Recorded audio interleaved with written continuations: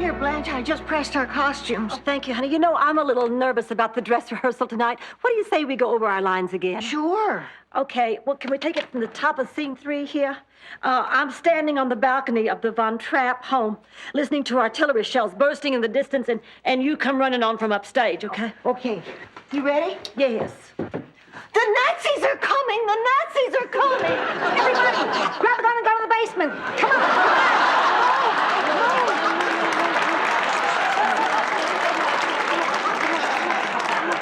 Sophia, now just relax. We're just going over our lines for the Sound of Music. Oh, thank God. Once upon a time, on a beautiful spring day, Henny Penny was waking up from a nap under an oak tree when an acorn fell from the tree and hit her on the head.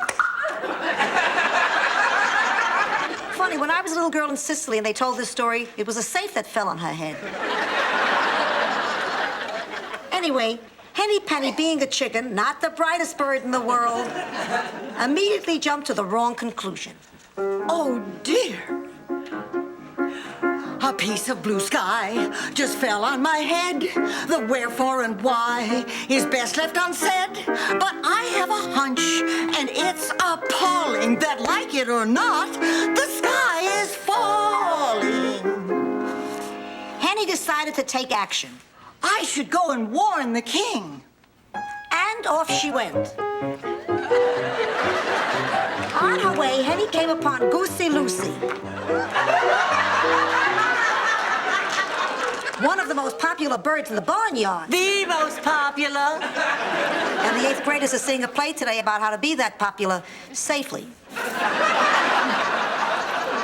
Well, Henny Penny, I do declare, honey, where are you rushing off to? The sky is falling. I'm off to warn the king. Are you sure? Of course I'm sure. I don't need something to hit me in the head in order to get the message.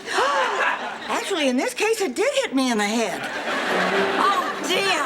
A piece of up there just landed down here. You better beware. The message is clear. The winds may fine. The prospect galling. It's run for your life. The sky is falling. This is terrible. I think we best both go warn the king. And off they went. On their way, Henny Penny and Goosey Lucy came upon Turkey Lurkey. Yes, poor, lonely Turkey Lurkey. Poor, dateless, hopeless, self-basting... Ma! And where are you two featherheads fluttering off to? Terrible news. The sky is falling. What? A piece of it hit me in the head. Are you sure? Doesn't she act as if something hit her in the head? We're off to warn the king. Oh, dear. A piece of blue sky just did what they said. Don't stand there and sigh. Get under the bed. Don't stop to complain. It's no good grumbling, 'cause this isn't rain. The sky is crumbling. Oh, this is terrible news. I think we best all go warn the king. And off they went. On their way, Henny Penny, Goosey Lucy, and Turkey Lurkey came upon Foxy Loxy. Ladies, why are you in such a hurry? Stop and smell the flowers. We can't. The sky is falling. Run that by me once again.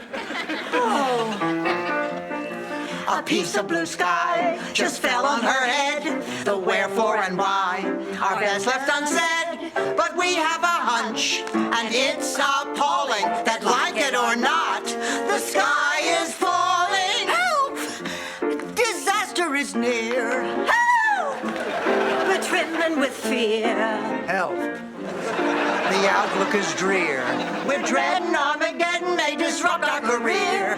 And though he may refuse the news we bring, we must fly and try to warn the king.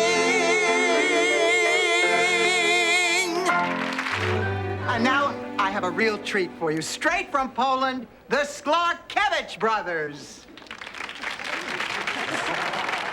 Where's your brother? Oh, do the best you can.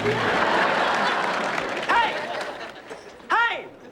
So, do we go on next? Ma, I can't let him. Hey, I let you have the Donatello triplets. A deal is a deal. Sophia, Alfonso will only embarrass himself. Oh, please, if he was worried about being embarrassed, he wouldn't walk around with that much hair in his ears. Besides, he called his old vaudeville partner, and they perfected one of their old tricks. I know. It's better with your brother. Well, it can't get any worse. Alfonso, you're on. Well, it looks like I'm in the show after all.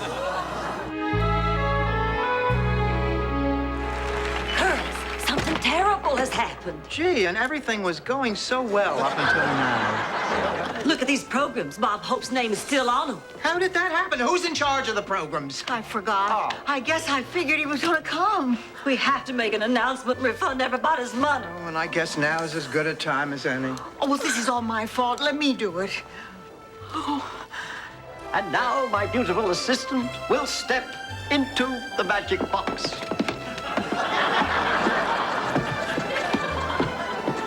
Alfonso, I need to make an announcement. Yes, well, take your time. I forgot the magic words. Ladies and gentlemen, my name is Rose Nyland, and I'm responsible for what's happened here tonight. Because of a silly, childish dream, I let you all down. I had this crazy idea that I had a special connection to a very special person.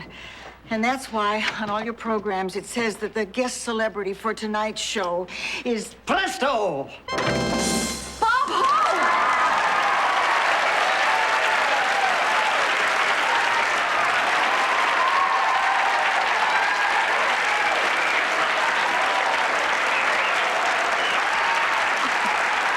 Hey, I know this show is for charity, but that's the smallest dressing room I've ever had in my life. Oh, my God, you're really Mr. Bob Hope.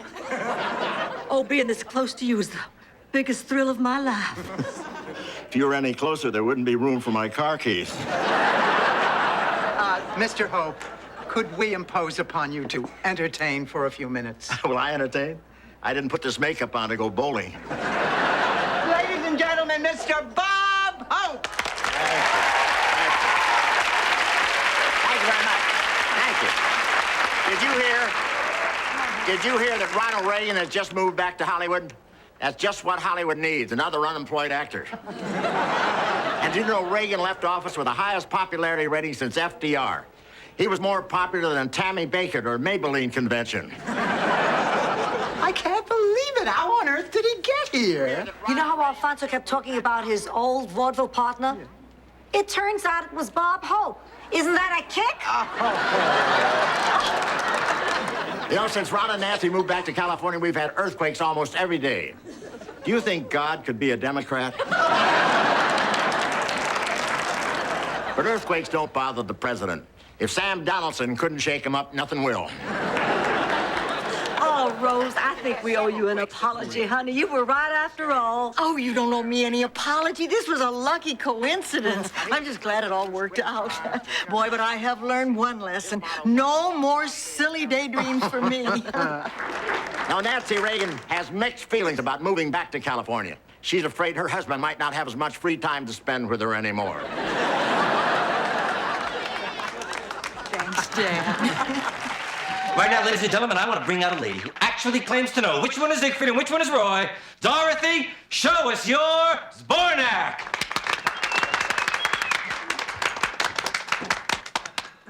You'll have to excuse me. I'm a little nervous. I'm not really a comedian. Oh, boy, it's a little hot up here. How hot is it? I don't know, but it's really hot. Hi-oh!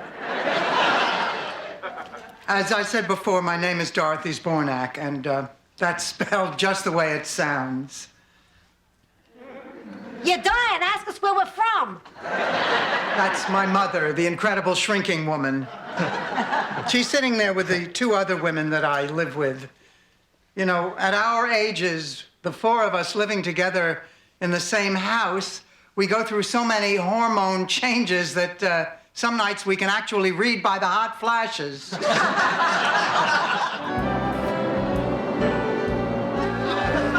You know, it's really interesting when one of us dates an eligible man, or as we call them, a live one. Although it's not really a prerequisite because I have been known to date a guy on life support. But the trouble with dating a guy on life support is that you always have to go to his place. Every guy has an angle. And that's the trouble with the guys here in Miami. They simply cannot say those three little words, quick, call 911.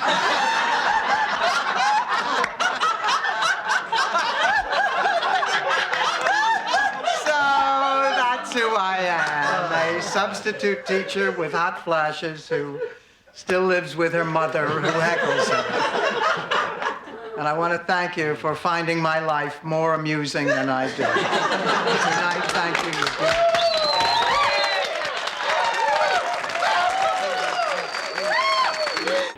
My name's Biff. I'm a drifter.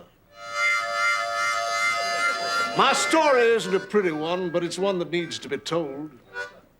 It was 1952, Waxahachie, Mississippi. The town 4th of July picnic.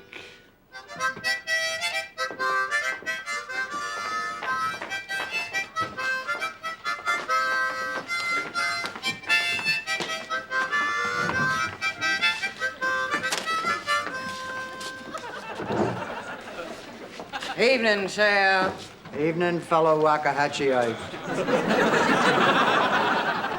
Evening, Sheriff. Evening, Biff. What you doing here? The usual, just drifting. I just cannot believe you would stab me in the back. Me? You're the backstabber. Excuse us. How much longer you planning on staying in town, Biff? Hard to tell. Well, I'm gonna keep my eye on you.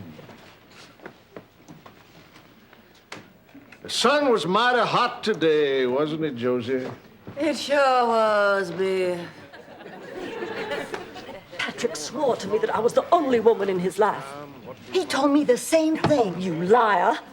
He said he was going to tell everybody about us. He said when the time was right, he was going to rent a plane and... Write it in the sky? Yes. You, sir, are a dirtbag. Oh, I'm sorry. It must be the heat. What are you two doing? Can't you see Patrick is in the middle of an exquisite performance? You have no idea just how many performances he has been giving these last 2 weeks. What? He's been saying me and Blanche and Phyllis behind our backs. You're a dirtbag. He's been seeing me too. What? Yes, yes. Oh, that man is sly. Scum. Skaflugenachen. What? Skaflugenachen. It's Scandinavian for someone who docks his boat in a handicapped slip. Well, I think it's time that man was exposed for what he really is. I'm going to go over there and tell him off right now. Blanche. Him. I love you, Josie. I want you to know you're the only woman in my life. That's a sack of cold chestnuts, mister. Blanche. Don't you blanch me, you lowlife. You think you can just roll into this town and have your way with every woman you want? There was someone else besides me. Oh, yes, that was me and that was Rose. And me. You slept with the sheriff? Lord knows how many other women he took advantage of. Ladies, I can explain, but now is not the time. I'll tell you what time it is. Time for a hanging. Somebody give me a rope. And a tree from props. Wait a minute. Let me speak. Oh, all right. I admit I'm guilty. But what's the big deal? We all had a good time. All of you who had a good time, put your hands back up.